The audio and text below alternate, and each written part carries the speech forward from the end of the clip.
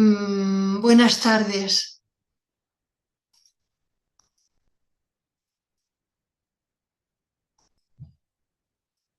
Decía que hoy vamos a estudiar de Construyendo el Sendero, parte del tema 20, que nos habla de algunos maestros de la jerarquía planetaria. Vamos a conocer sus nombres y vamos a conocer algo más de ellos. Y hoy vamos a hablar en concreto de Sanat Kumara, el Señor del Mundo, que ya vimos el día anterior que habita en Shambhala, y veremos también el Buda Gautama. Entonces comenzamos.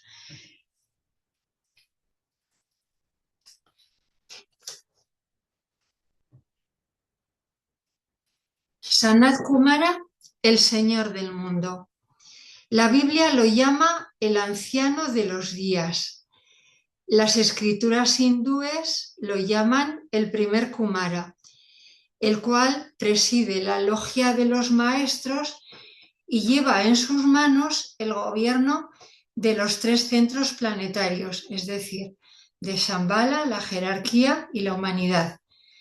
Algunas escrituras también llaman a Sanat Kumara el gran sacrificio.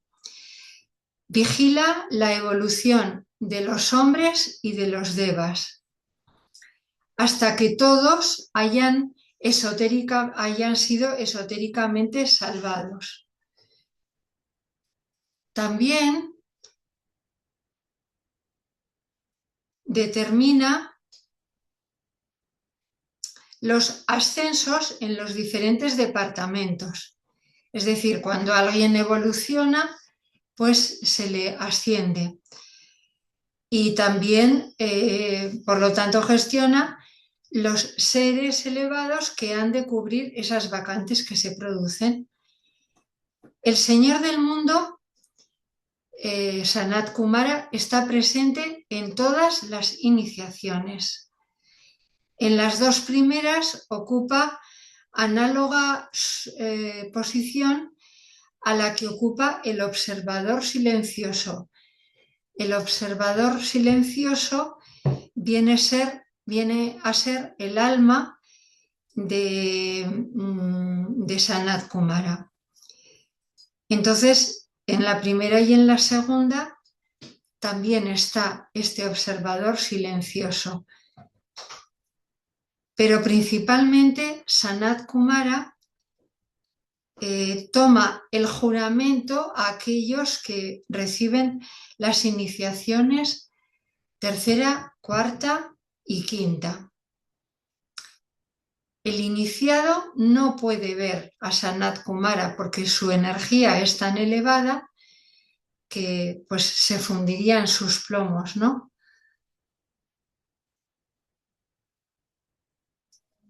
Solamente cuando uno ya está dispuesto para recibir la tercera iniciación, sí que se puede ver su presencia, siempre en el etérico, no tiene una presencia física.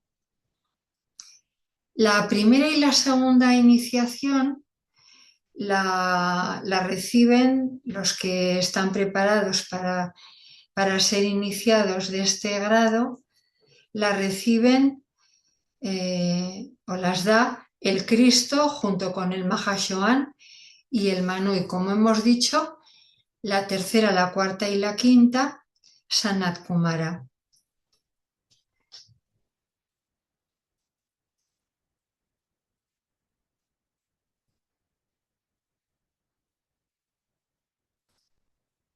Colaborando con Sanat Kumara como sus consejeros, hay otros tres personajes que se llaman Budas de actividad.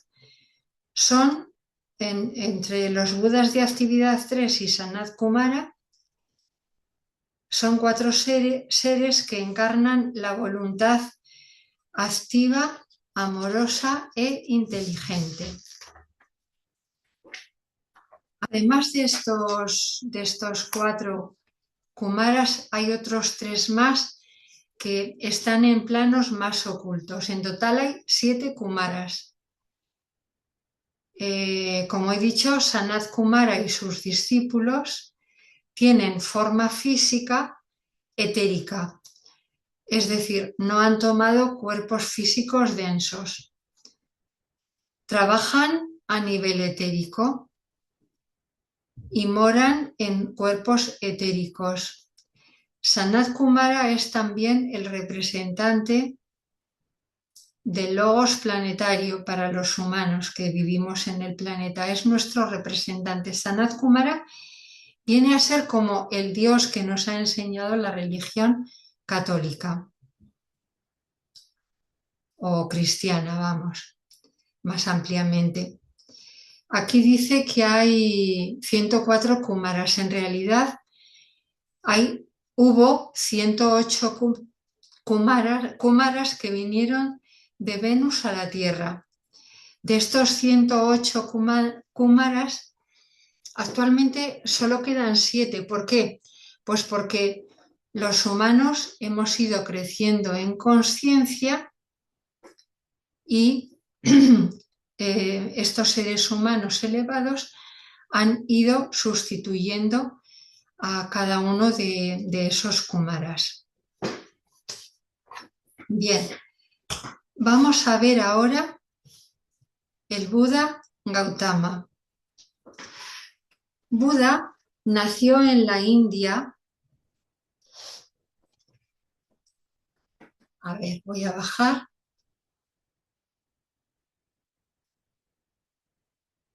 Lo que voy a leer en una primera parte no es precisamente lo que pone aquí, aunque es lo mismo, pero un poquito más ampliado.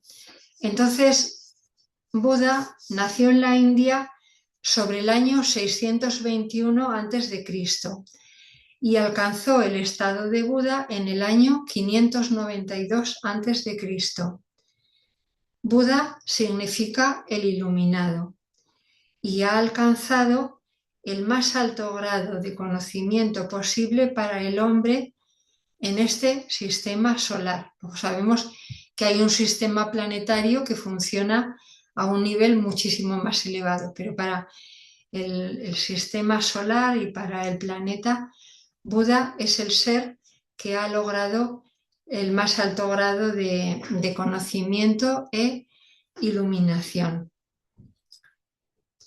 Buda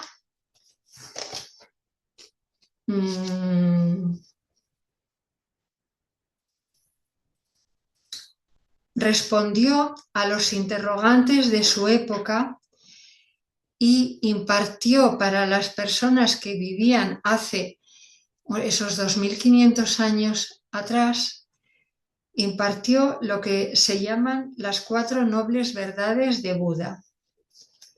Entonces,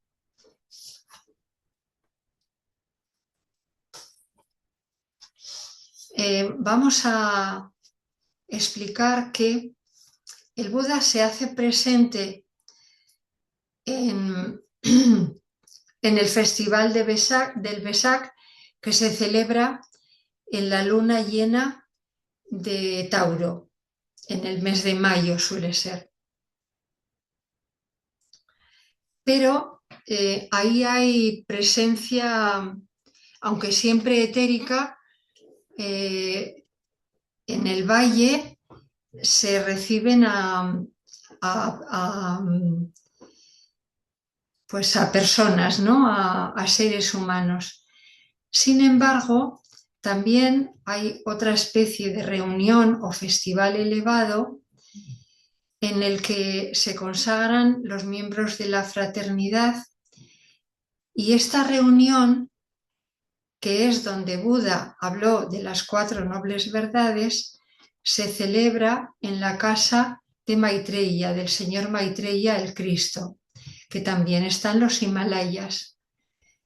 En esta ocasión, como decía, no hay peregrinos del mundo, que aunque no ven nada porque todo es a nivel mental, a nivel etérico, pues hay muchas personas que en ciertos momentos, como la luna llena de Tauro, y en este momento que os estoy hablando, que es en el plenilunio del mes de julio, eh, pues se celebra esta reunión y se celebra ahí porque es el aniversario de ese notable sermón que pronunció el señor Buda ante sus 5 discípulos, anunciándoles el descubrimiento de la verdad. En este sermón, Buda explicó por primera vez las 4 nobles verdades y el noble óctuple sendero, que consiste básicamente en vivir rectamente en el mundo sin caer, por una parte, en las extravagancias del ascetismo, ni por otra caer en el libertinaje que puede haber en ciertos aspectos en el mundo. Comienza el sermón diciendo que que el sendero intermedio es el más seguro y el único verdadero.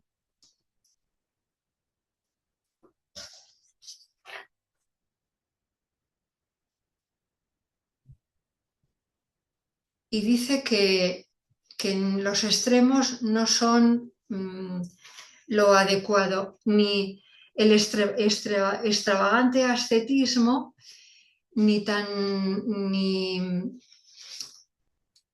ni seguir los placeres mundanos a rajatabla, sino un noble camino intermedio.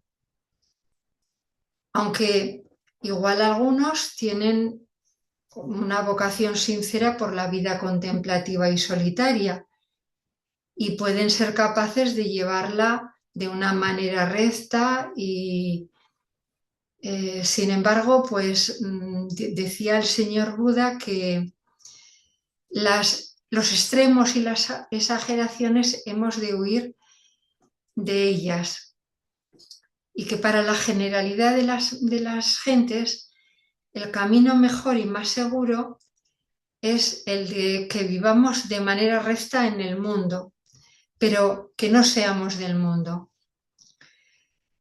Lo primero que se necesita para vivir de esa manera es conocer las condiciones requeridas para cumplir con ese género de vida. Y como ya os he dicho, el señor Buda las expone en la forma de 4 nobles verdades. La primera sería la aflicción o sufrimiento. Aquí la llama de otra manera. La segunda nos va a hablar de cuál es la causa de toda aflicción. La tercera noble verdad nos va a enseñar sobre la manera de evitar la aflicción o el sufrimiento. Y la cuarta noble verdad es los medios para eludir el sufrimiento. Entonces vamos con la primera, la aflicción. La vida terrena supone sufrimiento a menos que el hombre sepa cómo vivirla. Y en esta vida sufrimos en 2 sentidos. Uno es inevitable, pero el segundo es erróneo y se puede evitar. Para nuestra mónada o espíritu, toda vida manifestada, la vida de la forma, implica sufrimiento porque es limitarse a un cuerpo físico y descender a un nivel pues que es mucho más burdo que donde el espíritu vive, ¿no? Por lo tanto, supone un gran sacrificio el descender a la materia inferior y se constituye esta mónada o espíritu en un alma individual, pues cuando acepta el sacrificio de encarnar en un cuerpo. Es como el sacrificio que Cristo tuvo que hacer cuando se convirtió, se hizo carne para poder estar en este mundo y por medio de Jesús, pues darnos las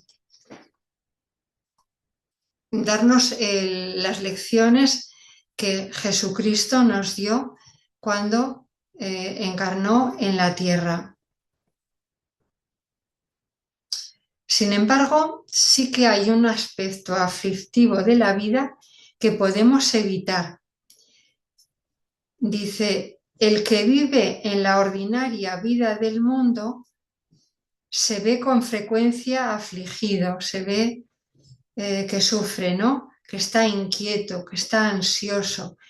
Y la causa de ello es lo que llamamos los diferentes deseos que nos atan a los seres humanos y nos aprisionan.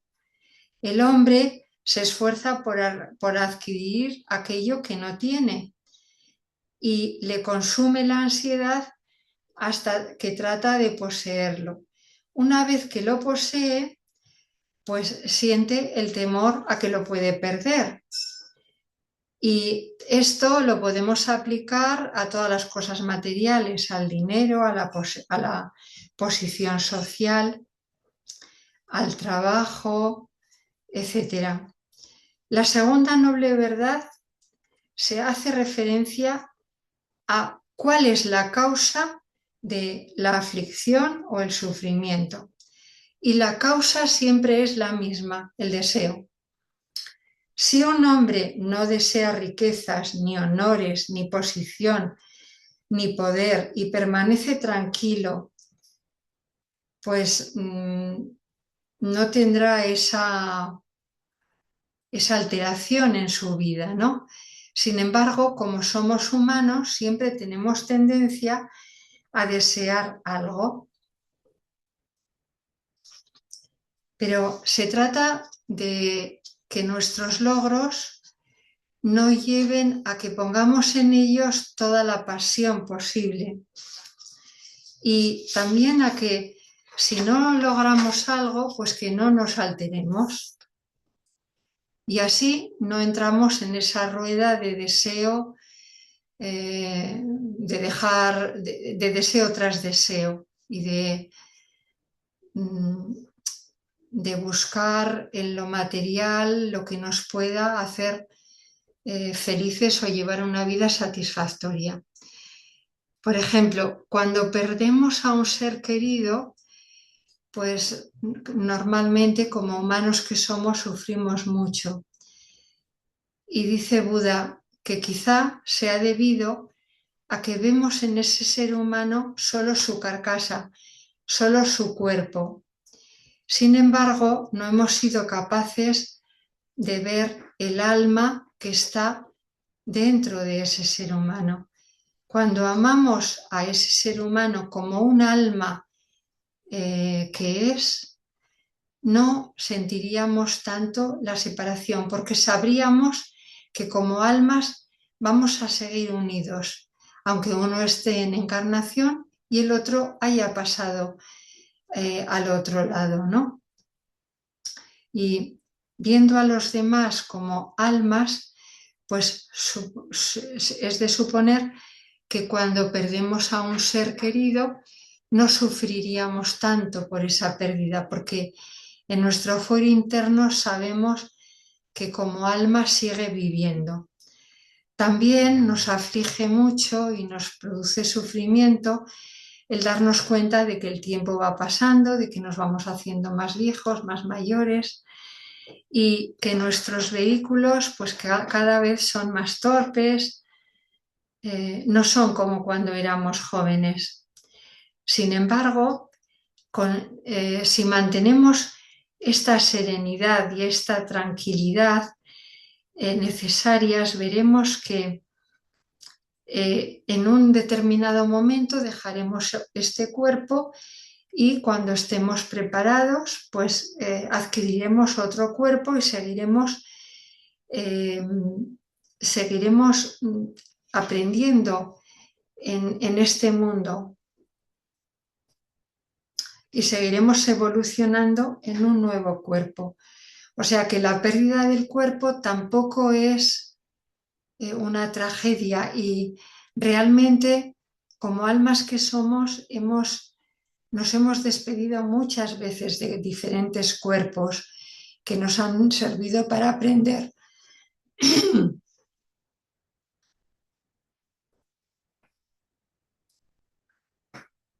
Por lo tanto, es necesario no tener tan presente nuestra personalidad y lograr el cese de nuestros deseos egoístas y procurar, en la medida de lo posible, hacer una vida de servicio al prójimo. La tercera noble verdad nos habla de cómo podemos cesar la aflicción, el sufrimiento. La aflicción puede cesar y podemos lograr paz si mantenemos siempre el pensamiento en lo superior, en lo elevado. Todavía hemos de vivir en este mundo, al que muchas veces le hemos llamado en este valle de lágrimas, pero podemos vivir más felices si no nos apegamos al deseo. Hemos, como decía antes, de vivir en el mundo, pero no ser de este mundo. Hemos de vivir, o sea, no hemos de vivir según las consignas del mundo, porque muchas veces son muy teatrales y muy ilusorias. Y tampoco tenemos que ser del mundo hasta el extremo que esto nos cause inquietud, turbulencia y aflicción. Nuestro deber es auxiliar al prójimo en sus tristezas y en sus tribulaciones. Y para auxiliarle de modo eficaz, hemos de tratar de no estar tristes para que no nos alteren las tribulaciones por las que pasa nuestro hermano. Por último, la cuarta noble verdad es aprender cuál es el medio para eludir o evitar la aflicción o el sufrimiento. Y para esto Buda nos da 8 consejos. Consejos que podemos aplicar en todo un grado de evolución en la que estemos. La correcta o la verdadera creencia, la rectitud de pensamiento, de palabra, rectitud en nuestras acciones. La quinta sería el recto medio de subsistencia, el modo con que nos ganamos la vida. La 6, rectitud en el esfuerzo. 7, la recta memoria y recto recuerdo. Y 8, la recta meditación o concentración. Y vamos a leer un poquito de cada uno de ellos para que lo tengamos en cuenta. En realidad no es que nos enseñe nada nuevo, nada que no sepamos, pero nos viene bien recordarlo. La primera etapa en el sendero es la verdadera creencia. Esto no es lo mismo que tener una fe ciega. Solo requiere que conozcamos algo del plan divino en cuanto a lo que se refiere a la humanidad. Hay verdades fundamentales que nos enseñan, que nos han enseñado nuestros instructores religiosos o las propias religiones, los libros sagrados, las sagradas escrituras, Incluso los hombres más primitivos que no tienen esa educación religiosa, pues también reciben formación por parte de curanderos o de seres que están en un nivel superior a ellos, ¿no? Que son más sencillos.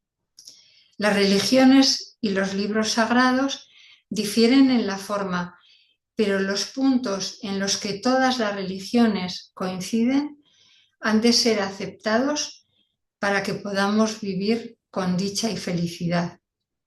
Una de las verdades es la ley de causa y efecto. Si un hombre vive bajo la ilusión de que puede hacer lo que quiera y que sus actos no tendrán consecuencias, pues está cometiendo un error. El objeto de la vida que vivimos aquí terrenalmente es que progresemos, que avancemos, que aprendamos, y la voluntad de Dios es que cada vez lleguemos a ser mejores que lo que ahora somos. Buda dijo que únicamente por medio del sendero de santidad y recta conducta puede el hombre alcanzar la perfección, que para alcanzar esa perfección hemos de vivir con mucha paciencia durante muchas vidas, mejorándonos en cada una de ellas, y que todas las cosas actúan sujetas a la eterna ley de la justicia. La segunda etapa del octuple sendero es tener un pensamiento recto y entraña dos condiciones. La primera es que pensemos siempre, que tengamos un pensamiento positivo, que pensemos en lo bueno y que guardemos en nuestra mente nobles y hermosos pensamientos. Si, por ejemplo, sientes devoción por el maestro, procura tener su imagen en tu mente. Pregúntate cuándo lo necesites en una situación por la que vivas. ¿Qué le agradaría en esta situación que yo ahora vivo a mi maestro? ¿Qué puedo hacer en mi vida si no tenemos un maestro, que también sería posible? Sabemos que nuestro maestro es nuestra alma y que podemos estar en contacto directo con nuestra alma. ¿Cómo puedo mejorar para ser capaz de mostrar la belleza a quienes me rodean? Trata siempre de tener pensamientos de simpatía y de benevolencia. También, en segundo lugar, el recto pensamiento ha de ser exacto, porque ha de expresar lo verdadero.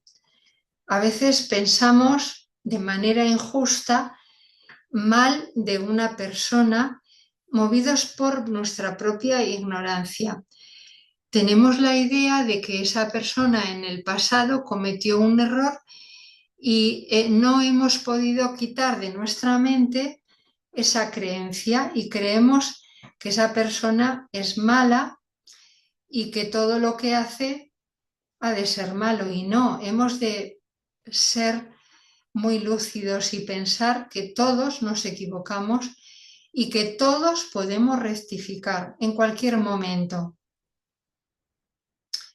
Por lo tanto, no te fijes en aquello que es malo en exclusiva y fíjate en lo bueno que tiene también esa persona.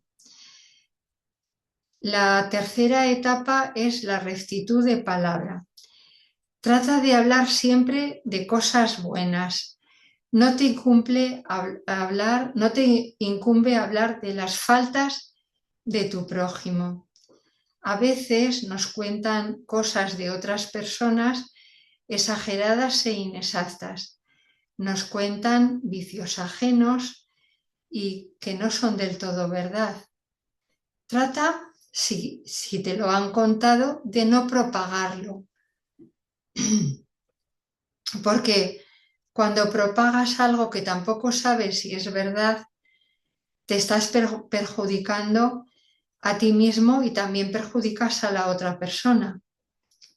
Incluso, aun siendo verdad aquello que nos han contado de una persona, no lo repitas nunca, cállate.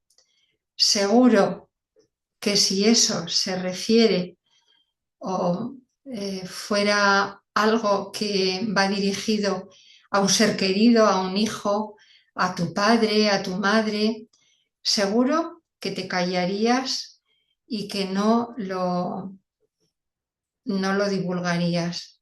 Por lo tanto, si todos somos hermanos, trata de ponerlo en práctica y de hacer que no difundas cosas de otros hermanos, porque no tenemos derecho a descubrir las faltas o los vicios de nadie y debemos hablar de los demás como nos gustaría que los demás hablarían de nosotros. Todas las inexactitudes, las exageraciones, hacer hincapié en menudencias y en frivolidades no es aplicar la recta palabra.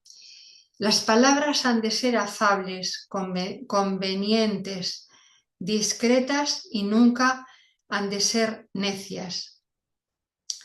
La conversación no ha de ser obligatoria, de manera que si tú sientes que no tienes nada que decir, pues es mejor estar callado.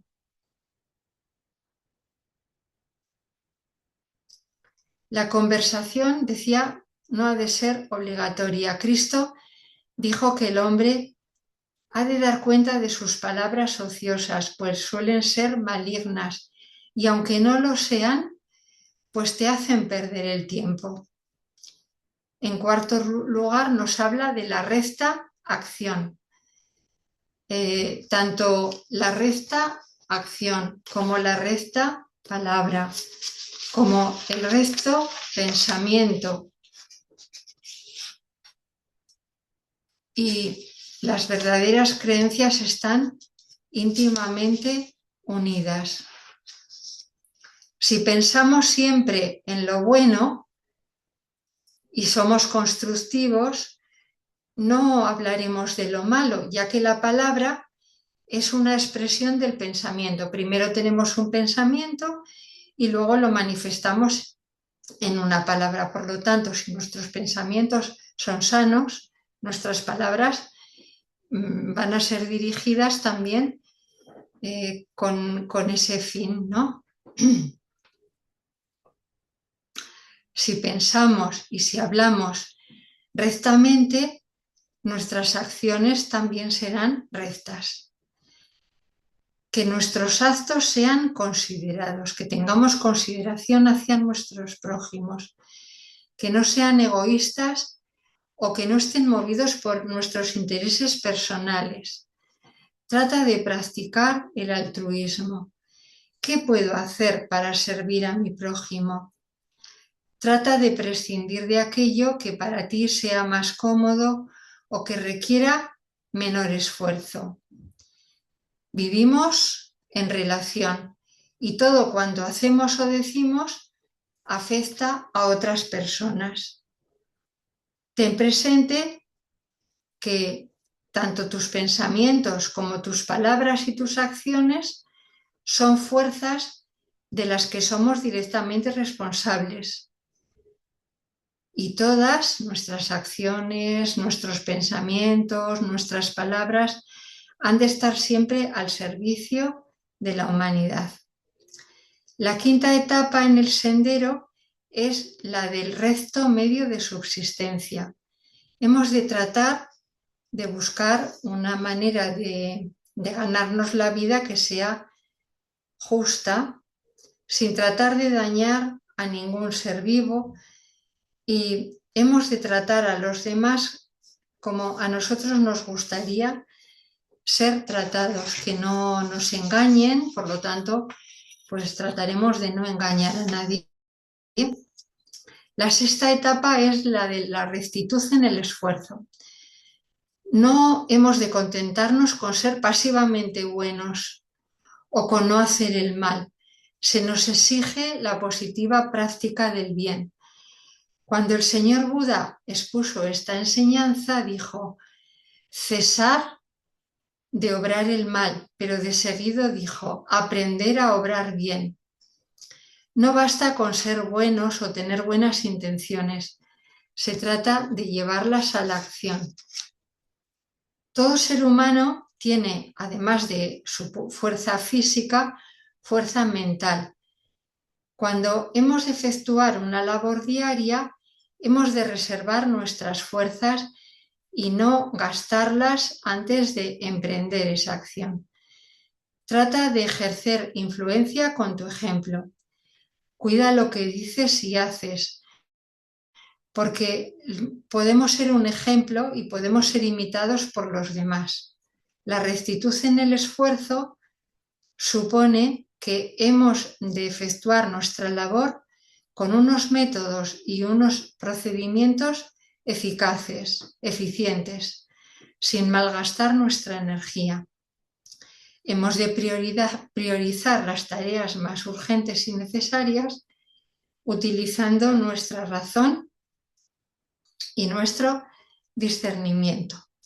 En séptimo lugar, tenemos la recta memoria y el recto recuerdo.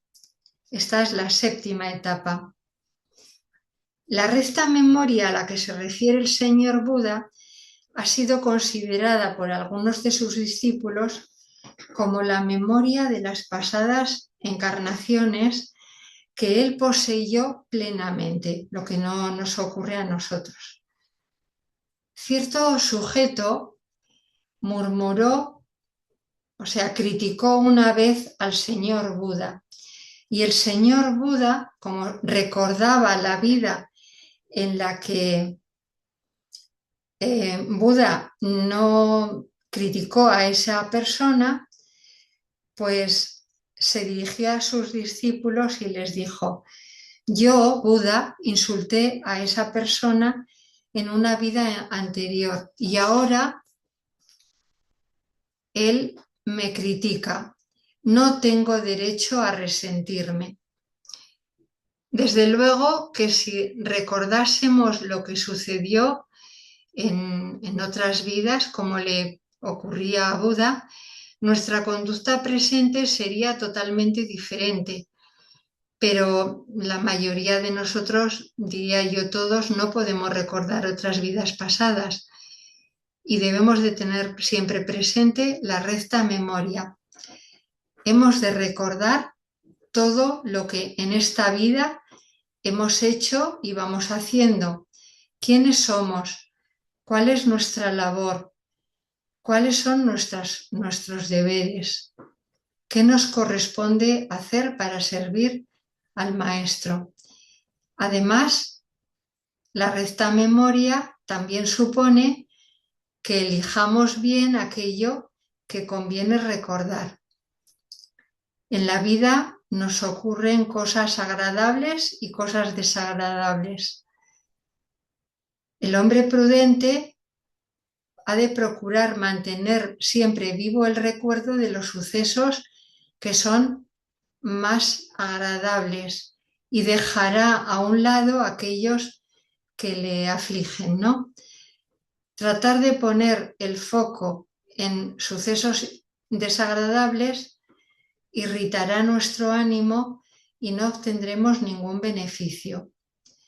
Hemos de tratar de perdonar y de olvidar todo el mal y recordar los beneficios que hemos recibido, porque este recuerdo nos va a llenar de amor y de gratitud. Y también, si hemos cometido errores, pues hemos de tratar de recordarlos, pero para no repetirlos. La última etapa, la octava, es la recta meditación o recta concentración.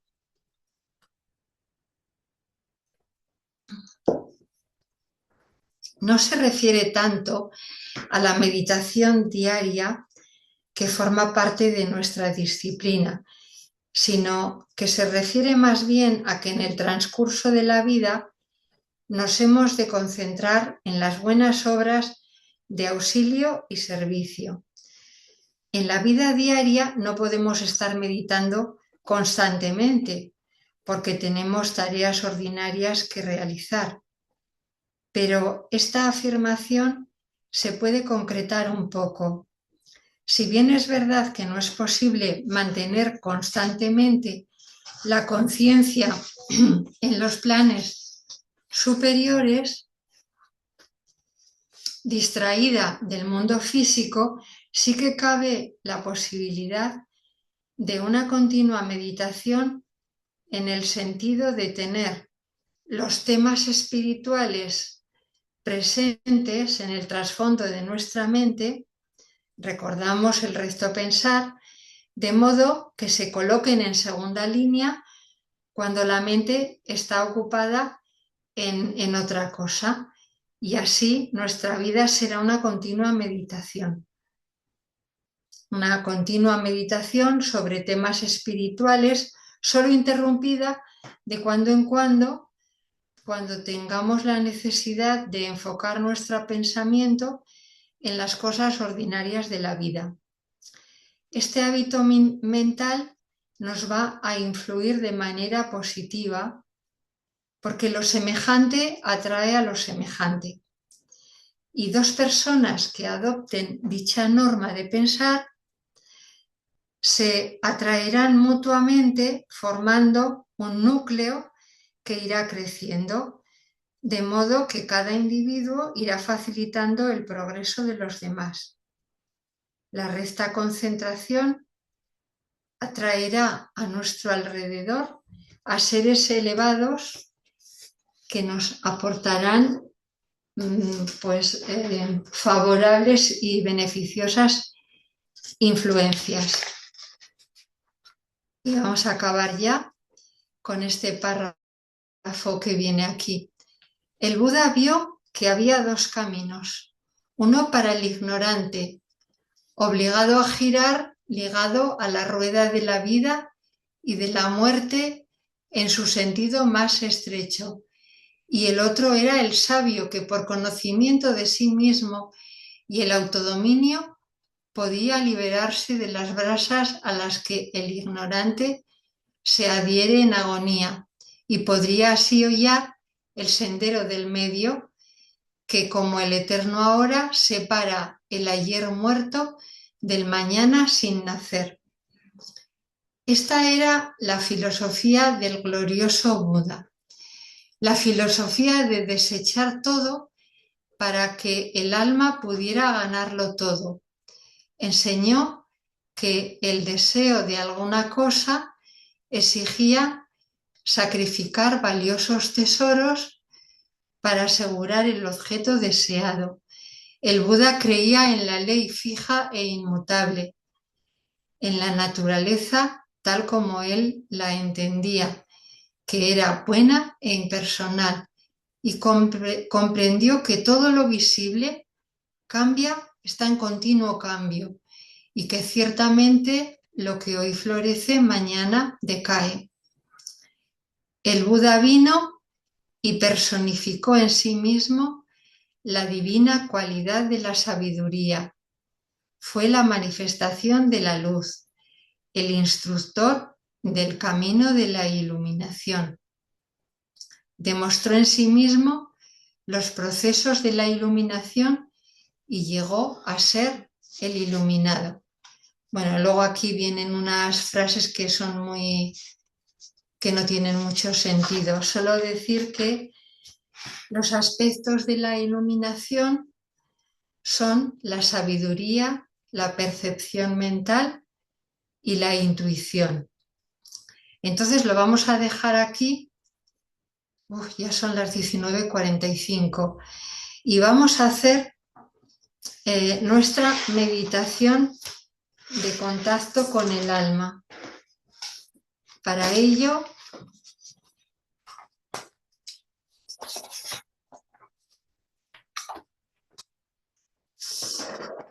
vamos a hacerlo de una manera un poquito breve,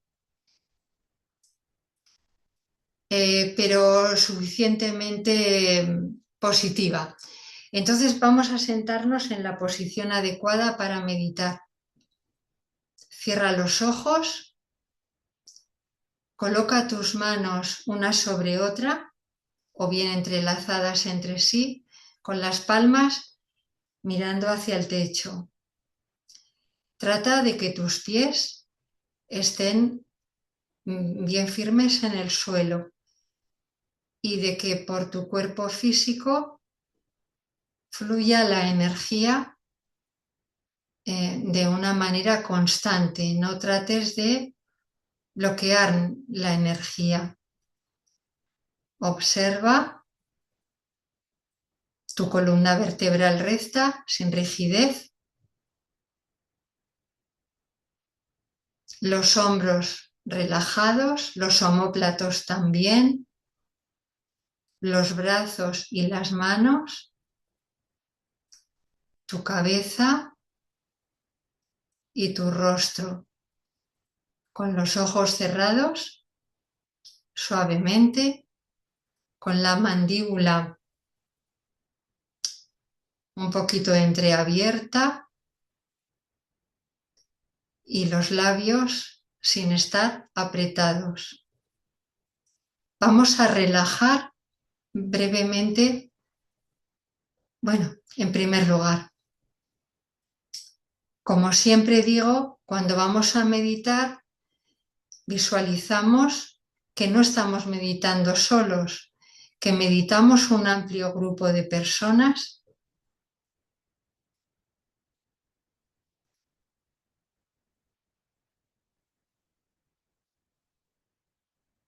que formamos un grupo que posiblemente no nos conozcamos, pero que realizamos esta labor de una manera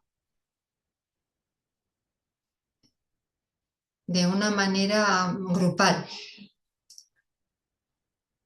Vamos a enraizarnos de manera que tratemos de sentir cómo de las plantas de nuestros pies y de nuestro primer chakra, que se encuentra entre el perineo y el ano, entre las piernas, van a surgir pequeñas raíces que con nuestra voluntad se van a ir hundiendo hasta llegar al centro mismo de la tierra.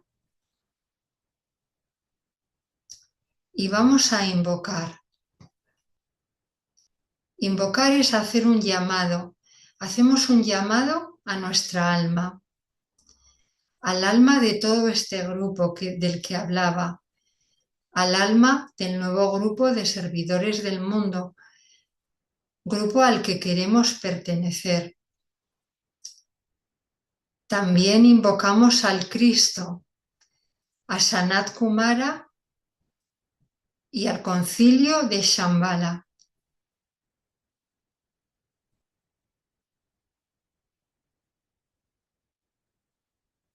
Relajamos brevemente nuestro cuerpo físico desde los pies a la cabeza, utilizando nuestra respiración consciente, de manera que si sentimos alguna zona en nuestro cuerpo físico que tiene algún nudo o alguna distorsión, al exhalar cogeremos aire y al soltarlo iremos aflojando esa zona.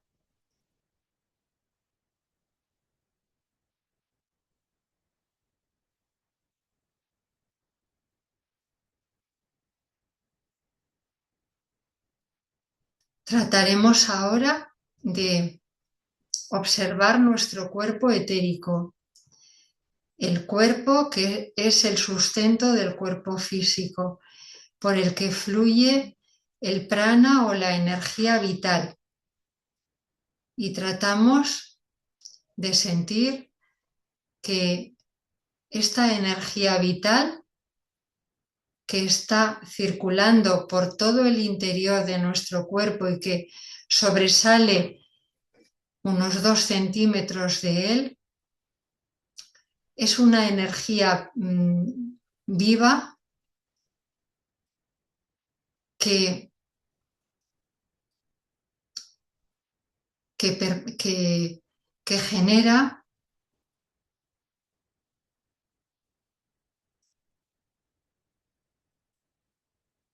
que esa energía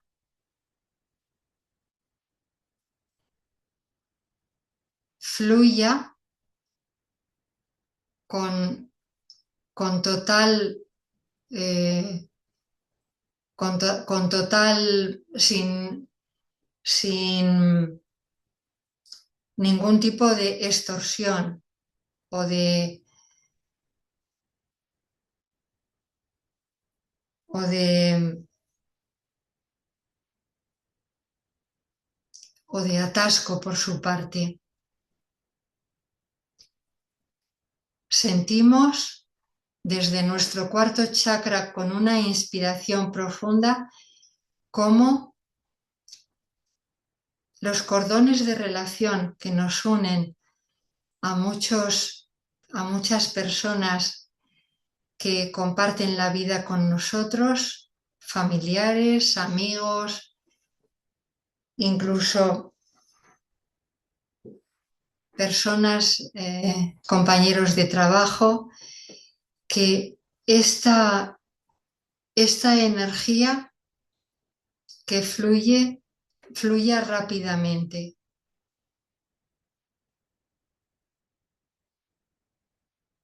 Fluya de manera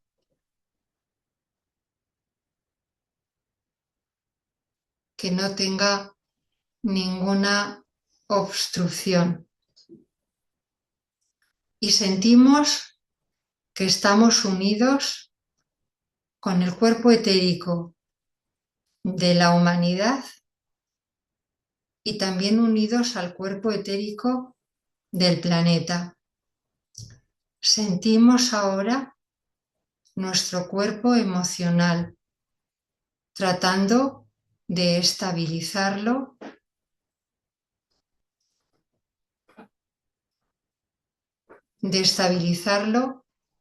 y de tranquilizarlo. Que nuestras emociones sean como un lago de aguas transparentes y tranquilas, y en el caso de que haya alguna emoción que nos pida de alguna manera paso, pues trataremos mediante la respiración, como decía, al exhalar, trataremos de lograr que esa emoción poco a poco se vaya calmando. Ahora vamos a llevar nuestra atención a nuestro cuerpo mental. Lo sentiremos en el entrecejo, en el ajna o sexto chakra, y vamos a respirar por él, tratando de lograr cómo, a medida que respiramos por esa zona, nos vamos centrando en hacer que la cantidad de pensamientos que conforman o que pasan por nuestra mente se vayan poco a poco relajando y estabilizando también.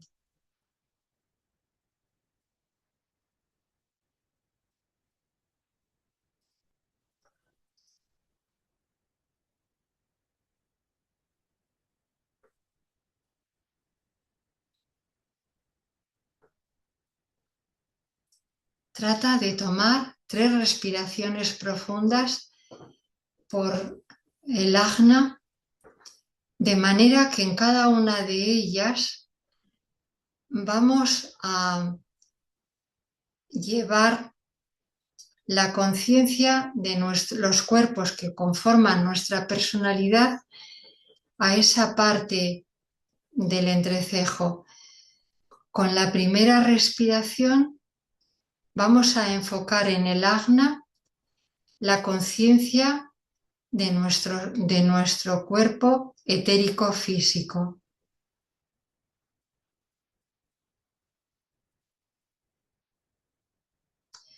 Con la segunda inspiración vamos a llevar al ajna la conciencia prisionera de nuestro cuerpo emocional o astral. Y con la tercera vamos a llevar al ajna la conciencia prisionera de nuestro cuerpo mental.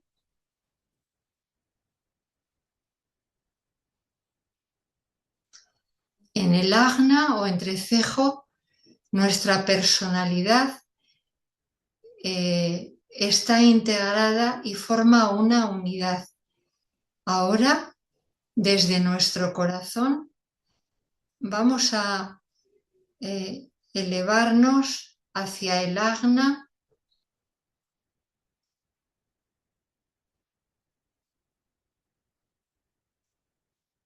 por medio de la aspiración espiritual. Y esa aspiración espiritual que se concentra ahí en el ajna va a generar un tubo de luz muy brillante que va a unir el ajna con la caverna en el centro de nuestra cabeza.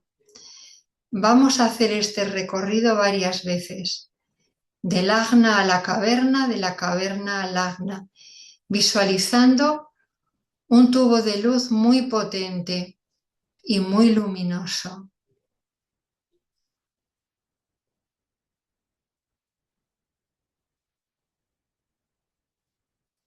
Nuestra personalidad, que está integrada y forma una unidad en el ajna, la trasladamos a la caverna y allí respiramos profundamente.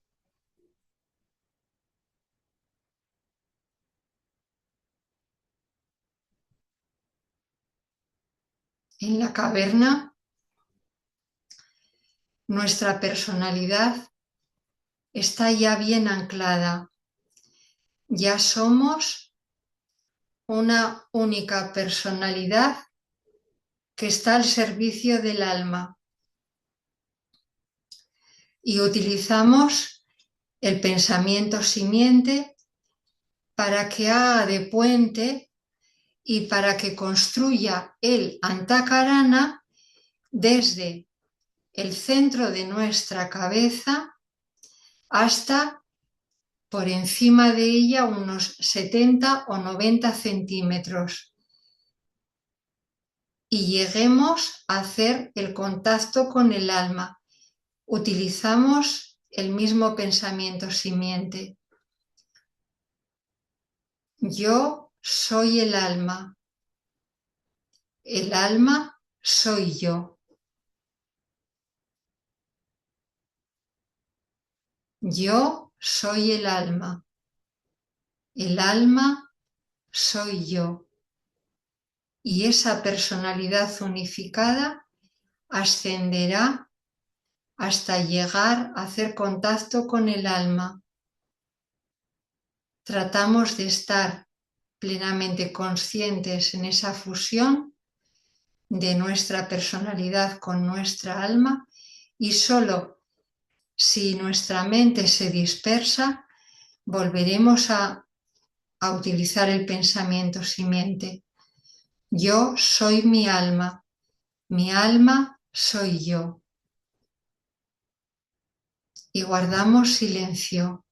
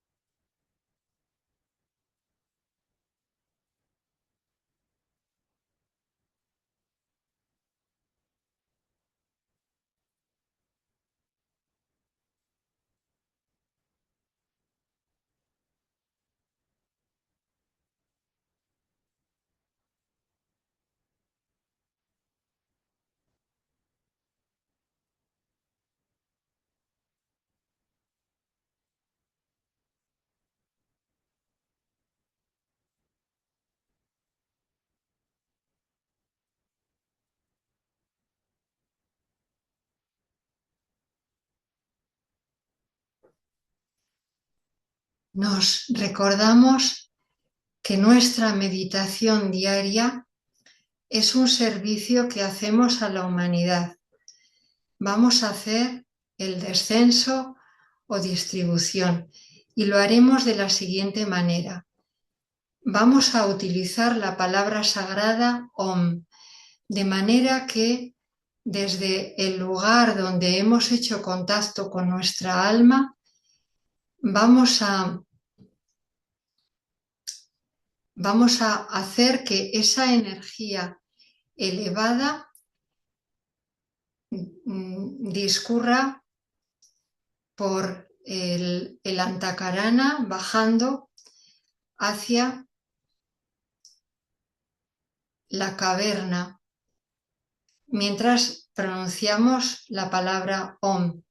Y de la caverna va a extenderse, va a salir por el entrecejo, haciendo que la humanidad, nuestros hermanos, reciban también esa energía que hemos podido para que podamos compartirla con ellos. Entonces comenzamos.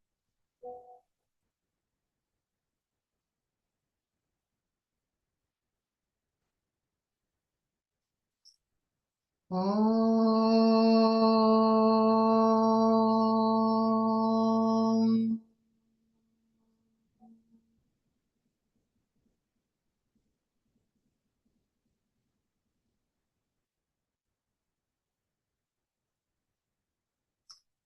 Om.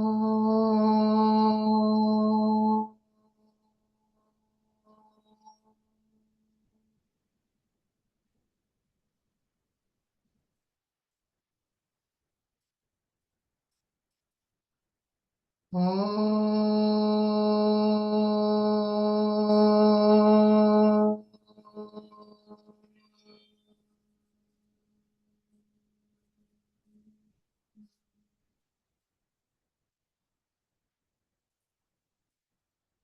Y para finalizar, vamos a recitar la gran invocación para visualizar cómo la luz, el amor y el poder irradia sobre la conciencia humana para iluminarla. Desde el punto de luz en la mente de Dios, que afluya luz a las mentes de los hombres. Que la luz descienda a la tierra.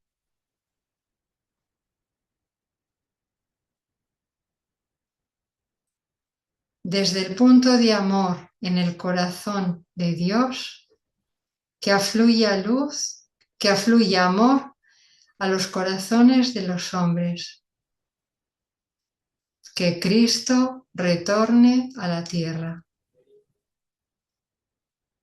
Desde el centro donde la voluntad de Dios es conocida, que el propósito guíe a las pequeñas voluntades de los hombres, el propósito que los maestros conocen y sirven.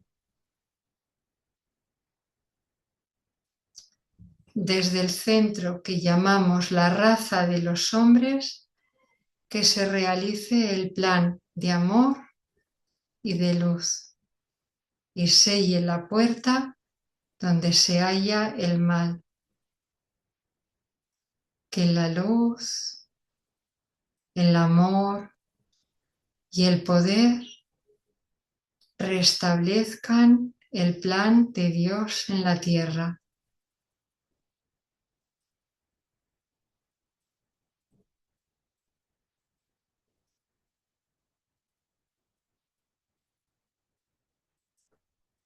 Oh.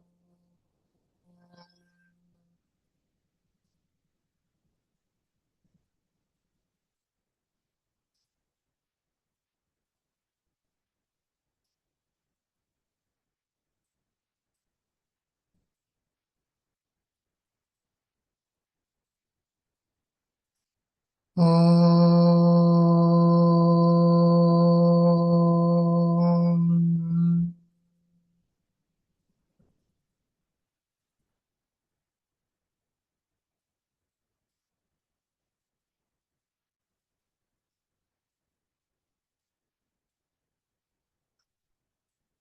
Oh.